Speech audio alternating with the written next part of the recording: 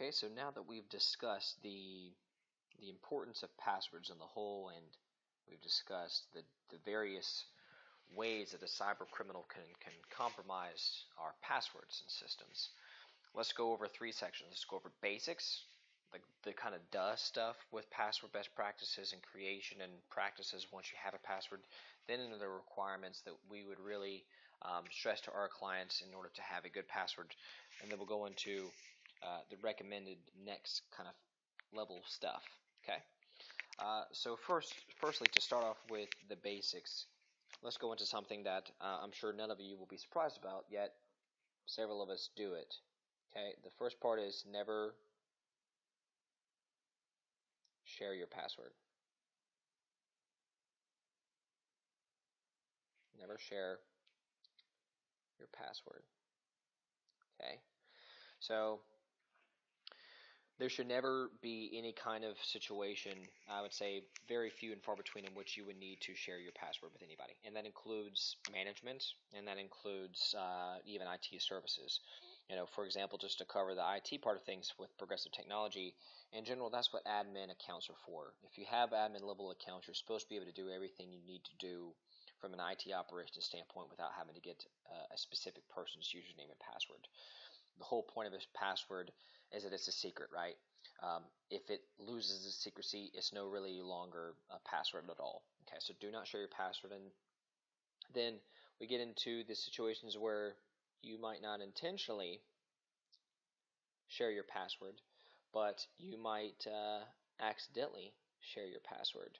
And how might you do that? You could write it down. Okay. Do not write down passwords. Okay. Now, if you need to write it down for whatever reason, okay, you definitely need to not do what a lot of people do, which is put it on a sticky note, put it under the desk. Some people straight up put it on their desktop in a Word document that says passwords, even stuff like, notebooks laying around your desk, it being on one of the top pages. If for whatever reason you need to write it down, make sure as to where people cannot see it. It's in a very discreet location, but in general, you should not have to write it down because if you're doing any kind of decent length password, you should be able to retain that. Don't write it down. If you do, for whatever reason, need to break rule number 2, it needs to be in a very, very specific, discrete location. Number 3 is when it comes to websites. Okay, we have all kinds of web portals that we need password login to. Increasingly going to the cloud. When it comes to websites, okay, enter password only if you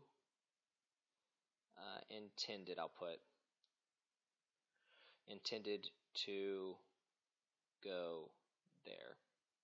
Okay. And the reason we say this is because, once again, going back to social engineering, okay, social engineering attacks, you get a lot of spoof websites. You'll get stuff that looks like an Office 365 portal, that looks like a Google sign-in portal. Google had issues with social engineering attacks in which their account information was being compromised. Same thing with other sites. Same thing with software applications, stuff you get through email. If you're going to a website and all of a sudden you get kicked out to another website or another portal, once again, there's lots of issues with pop-ups depending on what websites you're going to. In general, if you're going to be entering a password into some kind of portal, make sure it's the legitimate website. Okay, so look at the top of the URL and all the details. Make sure that you directly and intentionally went there. Otherwise, you very well could be a part of a social engineering attack in which you're compromising your password. Number 4 would be mixing business with pleasure, okay? And where sometimes it's nice to mix business with pleasure when it comes to doing that with passwords, okay? For example, which I know that many of us do. Let me get a little overlap drawn here. This right here, that is a no-no, okay? So I'm going to put wrong. Wrong, okay? Do not do that. Here's the simple way to communicate it to you. Math. Math is the reason you don't do it. You think about how many different places your username and password using likely the same one or the same handful for all of your company accounts and how many different places you end up creating accounts and accounts and accounts for business. Well, then multiply that times what, like 100 for your personal accounts with social media and banking accounts and all kinds of stuff. And it just increases the likelihood that if you're using the same password for your business and your personal, if the bad guy, the cyber attacker, gets at one place, they have something called the World Wide Web. It'll be very easy to start to test how many locks this key unlocks, and they can really hurt you if they've gotten you on the personal side and then just go right into the company side quite easily. Do not mix company and personal passwords. And then finally, stay up to date. Stay up to date. What the heck does that have to do with passwords, Philip? Well, in general, this goes into cybersecurity best practices overall, but if you don't like being exposed to this idea of keyloggers or brute force kits or social engineering, you probably want to follow number 5. Okay, so that means making sure your browsers are up to date. Browsers like Firefox, Chrome, Edge, Internet Explorer, Safari, etc., etc. When you are using older, antiquated versions of browsers, those aren't the most updated, patched, secured versions of those browsers, and therefore you're more likely to have pop-ups attack you. You're more likely to have ads come up. You're more likely to have malicious stuff like keyloggers that can affect and compromise your password. Same thing with operating system. So OS for operating system. People who are on Windows, especially you people on Macs, are absolutely not safe from this either. We need to make sure that our operating systems are up to date. It does affect our password safety and retention, and that the more out of date version you're using of an operating system creates all kinds of cybersecurity risk, including the risk of you losing track of a password or having the password compromised. So that's the basics. Okay, everybody should be following this for your business accounts, for your personal accounts, for every single time you have a password. That's just basic practice. So when it comes to what we require for our clients, and we strongly emphasize for our clients, is stick with this color, is okay, when you're looking at a password, what makes a password strong? Believe it or not, the biggest key to a strong password is the length of the password. Length is the key, okay? And furthermore, I used to think differently, is most people, like I did at one point in time, probably think that if I'm going to create this really cool password that's unbreakable, I'm going to think of special characters, money signs, asterisks, all these special characters, etc., etc. But it turns out if you're putting these things on the scales of what's more contributes more towards a strong password, is actually the quantity of characters, not the quality of characters.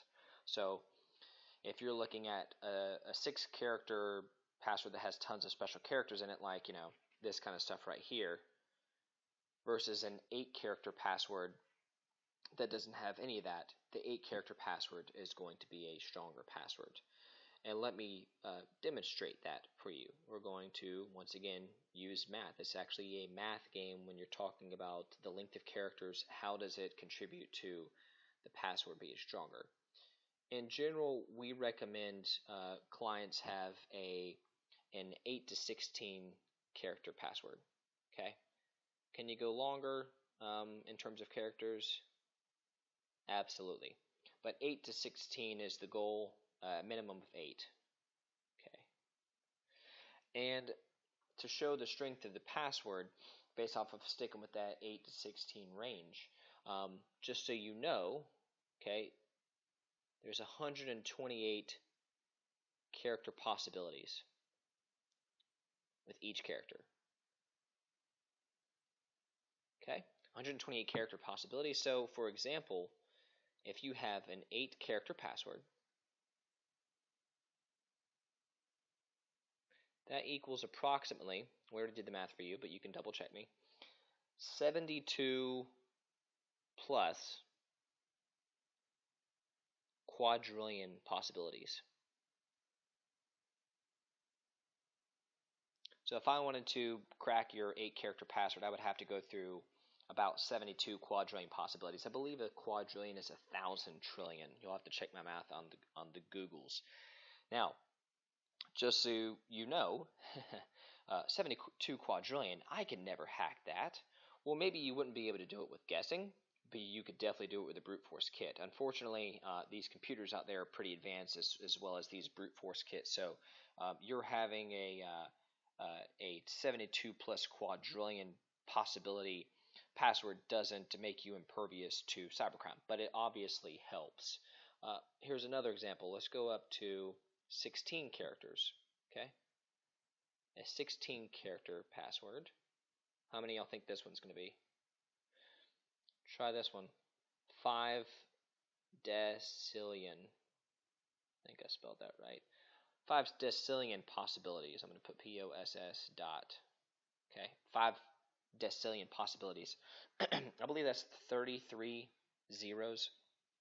So that's to establish the premise from Progressive Technology to you, no charge. When you're thinking about should I put 50, special characters in there, it's more about the number of characters as opposed to the types of characters. 8 to 16 is the range. The math becomes pretty hard for a cyber criminal to account for, at least on the manual side. That's only part of the solution, though. Okay. Furthermore, we want our passwords to be what I'll call nonsensical. Doesn't make any sense. If you just looked at that password and you wrote it on a piece of paper, if I was looking at your password, it wouldn't make any sense to me. Stuff like password's going to make sense to me. Stuff like your name's going to make sense to me. Stuff like your date of birth, all these other things. And once again, it's not the length of characters in and of themselves. So let's just say you do my name, Philip with 2 L's, Phil. Let's just say I make one of them an apostrophe or an exclamation point just to make it really complicated. P, and then I put an asterisk at the end. Okay. Oh, well, that's super strong, Philip. 1, 2, 3, 4, 5, 6, 7, 8. That's 8 characters, Philip. Well, it's my name with a couple special characters thrown in. Okay, that's a no-no. Okay, you don't want to do that. It's the length plus it being nonsensical. Okay, so a good example of just a method you can use to come up with a password using these practices is you could come up with 4 different things you know about yourself, or 4 your favorite things, such as favorite food, favorite movie, favorite hobby, and then maybe your favorite coffee or tea flavor. 3 or 4 random words, and we could come up with a long, strong password. Don't even have to use special characters using that method. So, for example, if I say my favorite food is an orange, okay? Favorite food is orange. Favorite movie is Matrix. My favorite movie is not The Matrix, but this is just an example. Let's just say my favorite hobby is golfing, so I'll put golf. And then my favorite coffee flavor is vanilla. Okay, vanilla. So that's 1, 2. I mean, you're looking at a 20 plus character password. You can put spaces in there, or you can leave them put together. You're looking at a 20 to 25 character password.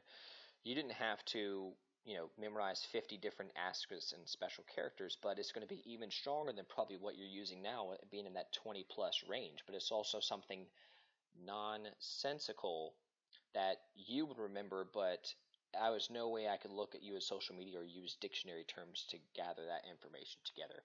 So I think that's the next level thing that would be really helpful to constructing your password and making it really, really strong. So the last thing we'll say about password strength and password best practices is, let me write this one in blue again, or I'll write this one in green.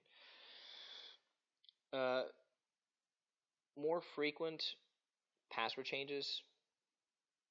This is just a disclaimer, because I know you're probably thinking, okay, that's the strength of the password, about how often should I change my password. More frequent password changes equals more likely to forget it, right? More likely to forget, and therefore more likely to write it down.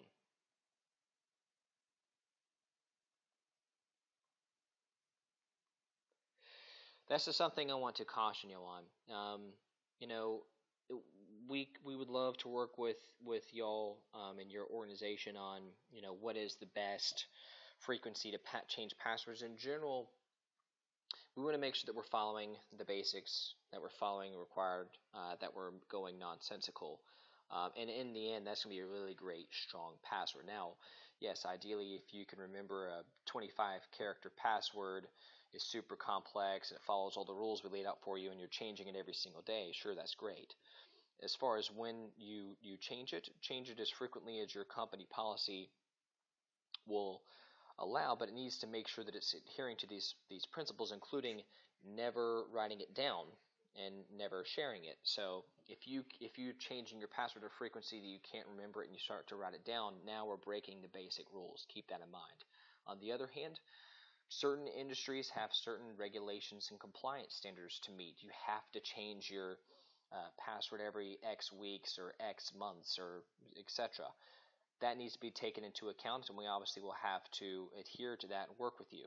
Furthermore, what we talked about on the whole doesn't touch on other things such as different robo-forms and password savers. We didn't talk about company-wide policies we can implement and control, such as lockout of accounts after a certain amount of unsuccessful attempts to log in, dual-factor authentication. There's other things that we can do from a company-wide and IT best practices standpoint, but this is for you. This is for you when you're looking at your password today. As soon as you get off this video, what does your password look like? Does it follow the basics? Does it follow the character length recommendations? And is it nonsensical, or is it something I could look up about you? There are lots of threats out there: key logging, guessing, brute force kits, social engineering. We need to make sure we're protecting the key to all of our systems and data. So keep that in mind. We're looking forward to seeing you all in our next video that we do on email security best practices. For now, this is Philip Scroggin with Progressive Technology signing off. Please leave your comments in the section below on YouTube. Please tweet us at PTI Tweets with any questions you may have. We'd love to do a Q&A video about the responses and questions we got in this cybersecurity best practices video series. But for now, this is Philip signing off. You'll have a great day, and we'll see you here next time.